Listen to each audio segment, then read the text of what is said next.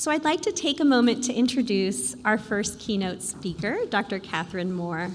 Dr. Mohr is the president of the Intuitive Foundation, the corporate foundation of Intuitive Surgical, a high-tech company that makes the Vinci surgical robot. As you can see from Dr. Mohr's biology, she is an innovator, entrepreneur, and educator, changing how we provide surgical care and improving health throughout the world. She is a visionary who has shared her reflections and insights as a TED Talk speaker. We welcome you, Dr. Mohr.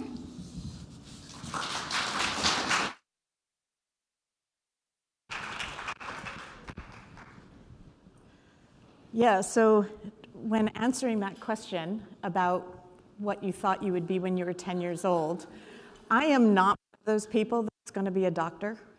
I had always been a tinkerer. And when I decided I was going to go off to school, I initially decided I was going to be a chemistry major, but discovered that I loved taking things apart, putting them back together. Believe it or not, my motorcycle did eventually work. What I'm going to talk to you about is my journey that led me to medical school and to train with many of you lovely ladies out here, and then also the sorts of things that we've been doing since. So I started out as a mechanical engineer at MIT, and I loved it there because we were building kind of things that we would be able to use out in the future. And one of my key mentors, Ernesto Blanco over here, right, was a real formative interest, or a real formative mentor for me. He's the inventor of the Veris needle, had done a whole lot of work in endoscopy, and I did a lot of work in medical devices with him. But at the same time, I was building and racing solar cars. I was at the AI lab, and I was doing some early work in robotics.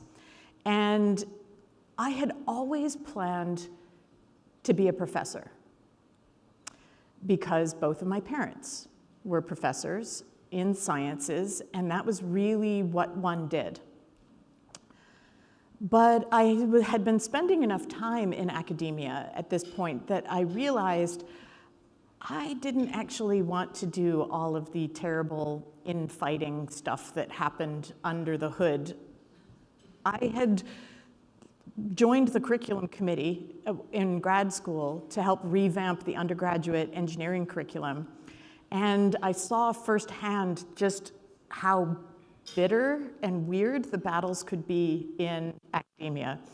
And that made, it was like one of the statements that stuck with me is the battles are so bitter because the stakes are so low.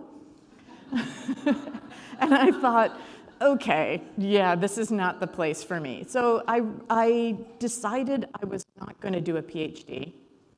And I was going to leave and I was going to go to industry. And, oh yes, I'd forgotten I was talking about this bit too. So my current career, I work in surgical robots. This is what surgical robots were looking like in the early 90s, back when I was at MIT. So SRI here in California was telerobotics. This is who was doing some really early work in this kind of robotics. And this is what a surgical robot looked like. It was the teledoc. I'm sorry, it was the RoboDoc. So RoboDoc, named after RoboCop because they thought it would be like good name recognition, I guess under the impression that there's no such thing as bad name recognition. But that was a surgical robot for doing hip replacements. So around the time that I'm there sort of deciding whether I'm going to do a PhD, whether I'm going to stay and be a professor, this is kind of the state of the way robotics and surgery was at the time.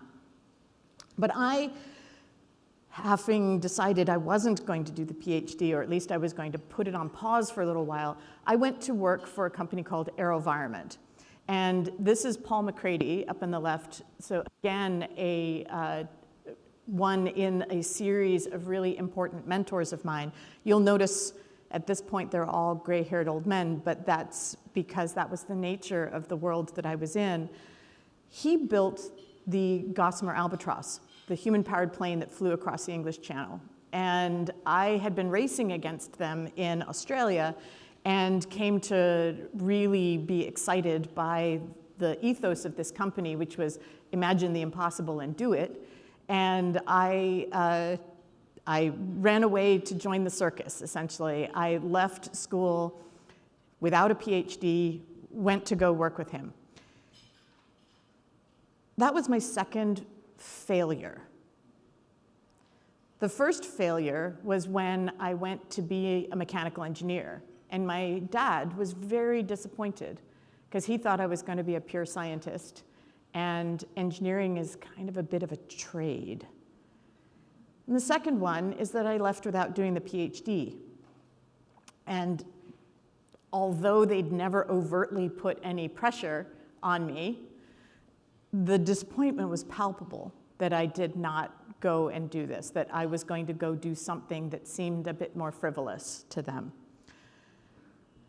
But I went anyway, and I rationalized to myself that it was okay that even though I had this plan that I was going to do this work with, be a PhD, be a professor, that it was okay that I didn't do that because I was going to go do some interesting work in alternative energy. This is a hybrid electric car that we built, and it was going to be important stuff. I'd spend about 3 years, and then I'd go back when I finally had something that I was interested in for a PhD, and kind of get back on track so I could rationalize that.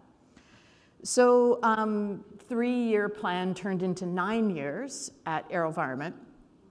And this is one of the things that we built. This is a solar-powered plane. And that pod there that says AeroVironment has a fuel cell system in it that came out of my lab. I started developing fuel cell systems, and this was the maiden flight for that plane.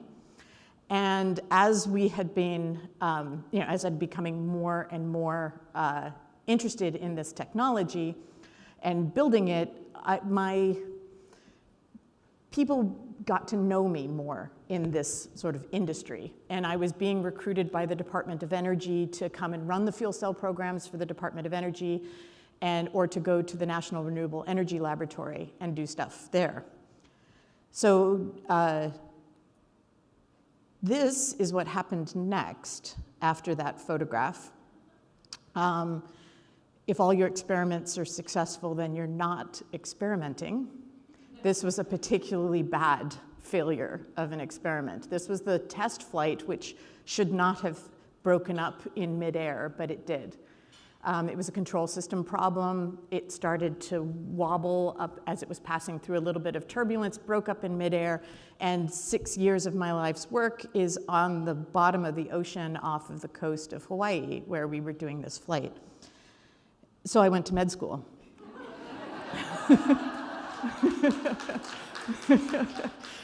Not quite like that, but close enough, close enough. What had happened was I was managing people who were doing what I'd originally gotten into engineering for at that point. I was looking for a demotion. I wanted to get back to being an individual contributor. I had not imagined first-year medical student as quite as far a demotion as I was looking for, but that's where I ended up.